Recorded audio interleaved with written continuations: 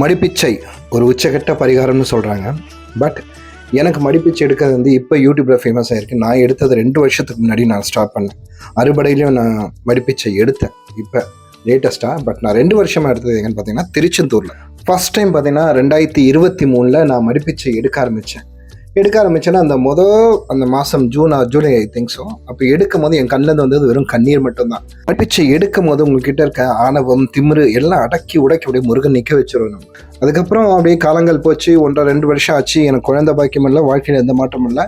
அன்னைக்கு எனக்கு இருந்த மனநிலைக்கும் எனக்கு இருந்த கோபத்துக்கும் நேராக திருச்செந்தூர் சன்னிதானத்துக்குள்ளேயே போயிட்டு முருகரை கண்டபடி திட்டிட்டு, இன்னைக்கு தான் நான் கடைசியாக உன் சன்னிதானத்தில் இன்னும் மடிப்பிச்சை எடுப்பேன், இதுக்கப்புறம் நான் வரவே மாட்டேன்னு சொல்லிட்டு வந்து கடைசியாக நின்று மடிப்பிச்சை எடுக்கும்போது குட்டி சிறுவன் வந்து ஒரு 10 ரூபா மடிப்பிச்சை போட்டுட்டு என்னை பார்த்து சிரிச்சிட்டே இருந்தான். நான் அவனை பார்த்து என்னன்னு கேட்டேன்.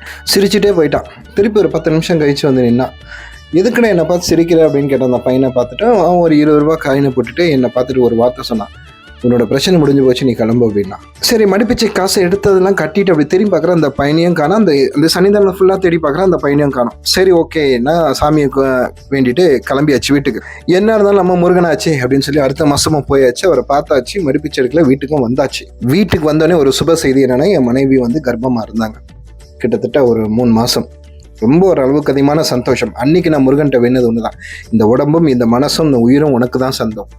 இனி எப்போ நான் திருச்செந்தூர் இருந்தாலும் இந்த உயிருக்கு வரைக்கும் நான் திருச்செந்தூர் வருவேன், மடிப்பிச்சை எடுப்பேன்.